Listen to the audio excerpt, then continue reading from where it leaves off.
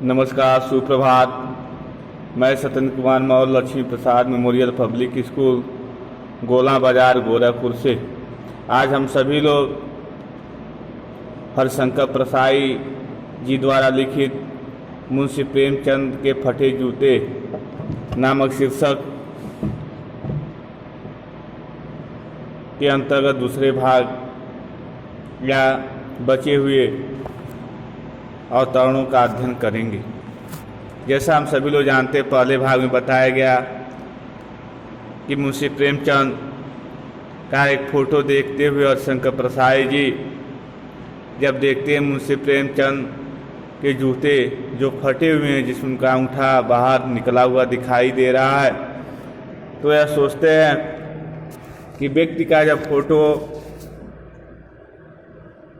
में इस तरह की वास्तविकता है तो यथार्थ भी उसका इसी तरह से होगा, क्योंकि फ़ोटो खिंचवाते समय लोग काफ़ी सुंदरता को बढ़ा चढ़ा के प्रस्तुत करने का प्रयास करते हैं, लेकिन जिस व्यक्ति ने अपने फ़ोटो में ही अपनी सुंदरता को प्रस्तुत नहीं कर पाए, अपनी वास्तविकता, अपने यथार्थ को वह छिपा नहीं पाए, इस तरह से उनकी वास्तविकता भी उसी हाल में होगी। कहने का तात्पर्य है, हरिशंकर परसाई जी द्वारा लिखित यह रचना उन लोगों के जीवन पर काफ़ी कटाक्ष करती है जो वास्तव में जिस तरह से होते हैं उस तरह का समाज में नहीं अपने आप को दर्शाते हैं। कहने का तात्पर्य है, आप जिस परिस्थिति में रहें, जैसे रहें, उसी तरह से समाज में आपको दर्शाने की आवश्यकता है। हरिशंकर परसाई जी अपनी इस व्यंग्यकार रचनाओं के माध्यम से समाज में चलने वाली खोखली मर्यादा को उजागर करने का प्रयास करते हैं। आइए देखा जाए दूसरे भाग में वह क्या बताते हैं कि फोटो को देखते हुए उसकी आलोचना करते हुए कहते हैं, तुम फोटो का महत्व नहीं समझते होते तो किसी से फोटो खिंचवाने के लिए जूते मांग लेते। कहते हैं मुंशी प्रेमचंद को कि यदि तुम फोटो का महत्व नहीं समझते, तुम फोटो का महत्व समझते तो फोटो खिंचवाने के लिए किसी के जूते मांग लेते, फटे हुए जूते में फ़ोटो नहीं खिंचवाते। लोग तो मांगे के कोट से बर दिखाई करते हैं। आजकल हमारा जो समाज है इतना दिखावा करता है कि लोग कोट मांगकर लड़के को पहनाकर उसकी दिखलाई कराते हैं, अर्थात शादी ब्याह के समय में इसका उपयोग करते हैं मांगकर। और मांगे कि मोटर से बारात निकालते हैं और बारात निकालते समय भी वह मांग की मोटर से बारात निकालने का प्रयास करते हैं। फिर फोटो खिंचवाने के लिए तो बीवी तक मांग ली जाती है। अर्थात हरिशंकर परसाई जी इसमें व्यंग्य करते हैं कि लोग फोटो खिंचवाने के लिए दूसरे की बीवी के साथ, यानी पत्नी के साथ भी लोग फोटो खिंचवा लेते हैं। तुमसे जूते ही मांगने नहीं बने, और तुम तो एक साधारण चीज नहीं मांग पाए, जूते नहीं मांग पाए। जूते मांग कर यदि फोटो खिंचवाए होते तो तुम्हारे जो जूते में से निकला हुआ अंगूठा है वह दिखाई नहीं देता। तुम फोटो का महत्व नहीं जानते, या तो तुम्हें फोटो की कोई महत्व नहीं है, वास्तविकता नहीं है। लोग तो इत्र चिपड़ कर फोटो खिंचवाते हैं। लोग जानते भी हैं कि फोटो में सुगंध नहीं आ सकती, फिर भी फोटो की जो शौकीन है वह इत्र लगाकर फोटो खिंचवाते हैं, जिससे फोटो में खुशबू आ जाए। गंदे से गंदे आदमी की फोटो भी खुशबू देती है। टोपी 8 आने से मिल जाती है। जूते उस जमाने में भी 5 रुपये से कम क्या मिलते होंगे, 5 रुपये में तो जूते मिलते होंगे। जूता हमेशा टोपी से कीमती रहा है। अब तो जूते की कीमत और बढ़ गई है और एक जूते पर 2500 टोपियाँ न्यौछावर होती हैं। तुम भी जूते और टोपी के अनुपातिक मूल्य के मारे हुए थे। यह विडंबना मुझे इतनी तीव्रता से पहले कभी नहीं चुभी जितनी आज चुभ रही है। जब मैं तुम्हारा फटा जूता देख रहा हूँ। तुम महान कथाकार, उपन्यास सम्राट, युग प्रवर्तक, जाने क्या क्या कहलाते हो, मगर फोटो में तुम्हारा जूता फटा हुआ है। कहते हैं हरिशंकर प्रसाई जी, तुम्हारी तो बड़ी विशेषता है समाज में। तुम्हें महान कथाकार, सम्राट, उपन्यासों के सम्राट, युग में परिवर्तन, नए नए रचनाओं को के माध्यम से लोगों में परिवर्तन लाने क्या क्या कहलाते हो, मगर फोटो भी तुम्हारा जूता फटा है। मेरा जूता भी कोई अच्छा नहीं है, ये ऊपर से अच्छा दिखता है। मेरा भी जूता कोई अच्छा नहीं, लेकिन ऊपर से अच्छा दिखता है। अंगुली बाहर नहीं निकलते, पर अंगूठे के नीचे का तला फट गया है। लेकिन अंगूठे के नीचे का तला फटा है। अंगूठा जमीन से घिसता है और पैनी मिट्टी पर कभी रगड़ खाकर लहलुहान भी, कभी कभी कंकरीली मिट्टी आ जाती है तो उस पर रगड़ खाने के बाद और लहलुहान भी हो जाता है। फिर पूरा तला गिर जाएगा, पूरा तला गिर जाएगा, पूरा पंजा छिल जाएगा, मगर अंगुली बाहर नहीं दिखेगी। मगर अंगुलियां जो होती हैं बाहर नहीं दिखती। फिर तुम्हारी अंगुली दिखती है पर पांव सुरक्षित है।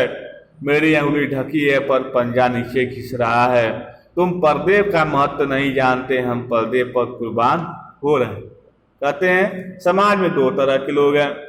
एक का जूता आगे से फटा हुआ, पैर की अंगुली बाहर निकल जा रही है और उसमें से तुम हो, और प्रेमचंद जी को कह रहे हैं। समाज का एक दूसरा व्यक्ति है जिसका जूता ऊपर से नहीं फटा, नीचे से तलवा घस गया है और वह जब चलता है तो जब कंकरीली मिट्टी उसके पैरों के नीचे आ जाती है तो उसके पैर से लहू निकलने लगते हैं, यानी खून निकल, खून से लथपथ रहता है उसका पैर, लेकिन दिखावे की प्रवृत्ति में वह अपने आप को समाज में सही साबित कर रहा है। लेकिन तुम्हारा अंगूठा बाहर दिख रहा है, शुद्धता महसूस कर रही है तुम्हारी तस्वीर, लेकिन फिर भी तुम्हें जूता पहनने में आराम है। तुम फटा जूता बड़े ठास से पहने हो, मैं ऐसे नहीं पहन सकता। फोटो तो जिंदगी भर इस तरह की खिंचाऊं, चाहे कोई जीवनी बिना फोटो की, कहते हैं, लेकिन मैं इस तरह का नहीं पहन सकता। तुम्हारी ये व्यंग्य मुस्कान मेरे हौसले पस्त कर देती है। कहते हैं फोटो में जिस तरह तुम मुस्कुरा रहे हो मेरे उत्साह को नष्ट कर देती है। क्या मतलब है इसका? कौन सी मुस्कान है यह? तुम क्यों मुस्कुरा रहे हो? तुम्हारी ऐसी हालत है, तुम क्यों मुस्कुरा रहे हो? क्या होरी का गोदान हो गया? क्या तुम्हारा जूता, तुम्हारी स्थिति भी गोदान के होरी जैसा हो गया? क्या पूस की रात में नीलगाय हल्कू का खेत चर गई, या पूस की रात हल्कू का खेत चर गई? इस तरह से अब ये दोनों रचनाएं, जो गोदान और जो पूस की रात, गोदान मुंशी प्रेमचंद जी का उपन्यास है, पूस की रात मुंशी प्रेमचंद की कहानी है, जो दोनों अत्यंत गरीब परिवार को कथा के नायक के रूप में रख कर लिखी गई है। पूस की रात में जो हल्कू किसान है, जमींदार के कर्ज से इतना ज़्यादा दबा हुआ है, उसके पास जो भी पैसे होते हैं जमींदार बार बार तगादा करता, अंत में वह दे देता है।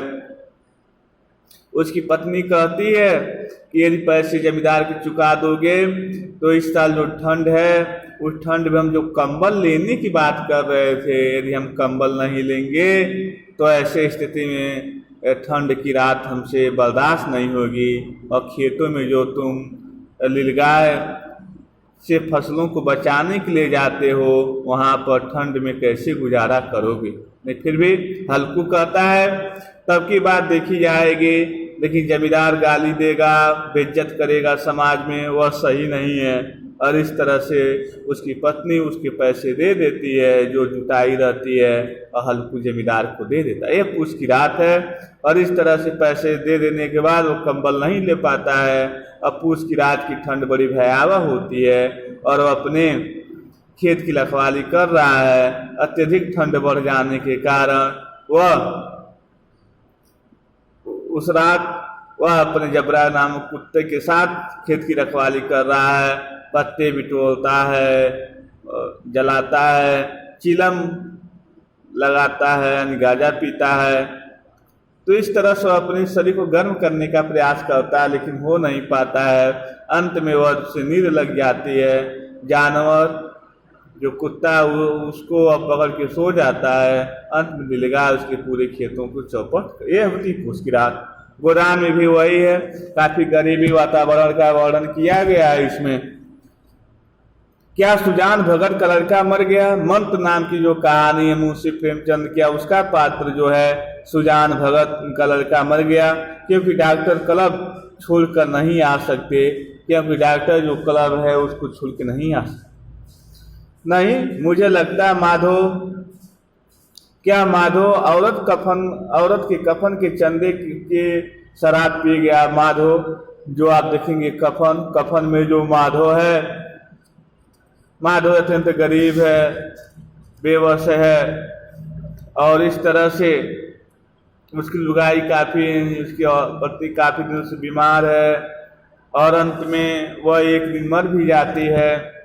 गांव वाले लोगों ने मरने के बाद बहुत बड़ी बड़ी उसकी विशेषता बताई।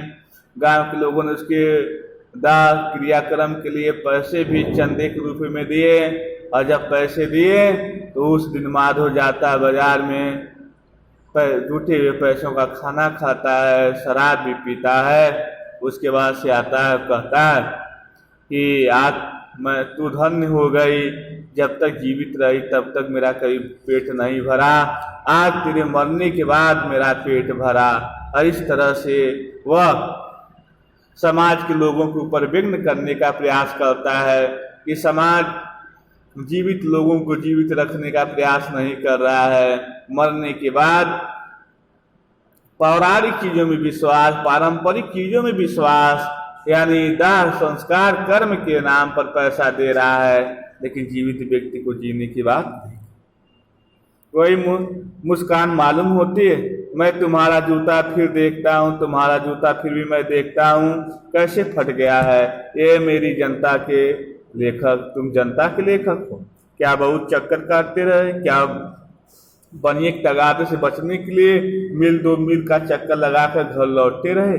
चक्कर लगाने से जूता फटता नहीं है, घिस जाता है। और कुंभन दास का जूता भी फतेहपुर सिकरी आने जाने में घिस गया था, और इस तरह से कुंभन दास भी फतेहपुर सिकरी गए और उनका जूता घिस गया। उससे बड़ा पछतावा हुआ। उसने कहा, अब जात पनैया घिस गए, बिसर गए हो हरि नाम। और इस तरह से जो हरि का नाम है वह बिसर गए। और ऐसे बुला कर देने के लिए कहा था, जिसने देख कर दुख उपज है तिनको करब करे सलाम। और इस तरह से कहते हैं कि जब बुलाओ तो सम्मान से, नहीं तो मत बुलाओ। चलने से जूता घिसता फटता नहीं, तुम्हारा जूता कैसे फट गया? मुझे लगता है तुम किसी सख्त चीज को ठोकर मारते रहे हो। कोई चीज जो परत परत सदियों से जम गई, ऐसे शायद तुम्हारी ठोकर मार मार कर अपना जूता पकड़ लिया। कोई टीला जो रास्ते में खड़ा हो गया था, उस पर तुमने अपना जूता आजमाया। तुम उसे बचा कर उसके बगल से भी तो निकल सकते थे। टीलों से समझौता भी तो हो जाता। सभी नदियां पहाड़ थोड़े ही फोड़ती हैं, कोई रास्ता बदल कर घूम कर भी तो चली जाती है। तुम समझौता नहीं कर सके क्या? तुम्हारी भी कोई कमजोरी थी जो होरी को ले डूबी, वही नेम धर्म वाली कमजोरी। नेम धर्म उसकी भी जंजीर थी, मगर तुम जिस तरह मुस्कुरा रहे उससे लगता है शायद नेम धर्म तुम्हारा बंधन नहीं था, तुम्हारी मुक्ति थी। तुम्हारी ये पांव की अंगुली मुझे संकेत करती सी लगती है, जिसे तुम घृणित समझते हो उसका पूरा तरफ हाथ पांव नहीं, पांव की अंगुलियों से इशारा करते हो। अर्थात इन पंक्तियों के माध्यम से यह बताने का प्रयास करते हैं कि तुम धर्मावलंबी नहीं लगते हो। और जिस तरह से तुम्हारे पैरों से निकले हुए जो अंगुलियां हैं, इस बात का संदेश दे रही हैं कि नियम में तुम बंधने वाले नहीं हो, तुम्हारा नियम स्वयं का है। मैं समझता हूँ तुम्हारी अंगुली का इशारा भी समझता हूँ, यह व्यंग्य मुस्कान भी समझता हूँ। तुम मुझ पर या हम सभी पर हंस रहे हो। तुम्हारी यह व्यंग्य मुस्कान जो है वह अपने ऊपर नहीं, हम सब पर भी हंस रही है। उन पर उंगली छिपाए तलवा घिसाए चल रहे हैं, उन पर हंस रही है जिनका जूता नीचे से फटा हुआ है, लेकिन उनके तलवे से लहू निकल रहा है, फिर भी वह समाज में अपनी एक खोखली व्यक्तित्व को प्रस्तुत कर रहे हैं। टीले के बरकरार बाजू निकल रहे हो, तुम कह रहे हो मैंने ठोकर मारकर जूता फाड़ दिया, अंगुली बाहर निकल आई पर पांव बच रहा है, मैं चलता रहा। मगर तुम अंगुली को ढांकने की चिंता में तलवे का नाश कर रहे हो, तुम चलोगे कैसे? और इस अंत में कहते तुम इस तरह से कैसे चलोगे? मैं समझता हूँ, मैं तुम्हारे फटे जूते की बात समझता हूँ, अंगुली का इशारा समझता हूँ, तुम्हारी व्यंग्य मुस्कान समझता हूँ, और इस तरह से मैं तुम्हारी व्यंग्य मुस्कान भी समझता हूँ। इस पाठ से हमें यह शिक्षा मिलती है कि व्यक्ति जिस परिवेश में रहे और व्यक्ति की जो हैसियत रहे, व्यक्ति का जो अपना समाज में जो पकड़ रहे, उसी तरह से व्यक्ति को अपने समाज में उसी आदर्श यथार्थ के साथ रहना चाहिए। ज़्यादा दिखावे नहीं करने चाहिए। व्यक्ति जिस प्रकार से रहे उसी प्रकार से व्यक्ति को समाज में अपने आप को प्रदर्शित करने की आवश्यकता होनी चाहिए, न कि हमें खोखली मर्यादा और दिखावे की प्रवृत्ति का प्रचार अपने समाज में नहीं करना चाहिए। ऐसे जो व्यक्ति होते हैं वह समाज और अपने आप में स्वयं उपहास का कारण बनते हैं, और इस तरह से हमें इन चीज़ों से बचने की आवश्यकता होनी चाहिए। इन्हीं सब शब्दों के साथ आज हरिशंकर प्रसाई जी द्वारा लिखित यह मुंशी प्रेमचंद के फटे जूते नामक शीर्षक का हम अध्ययन कर रहे हैं, और आज यह पूरा शीर्षक संपन्न भी होता है।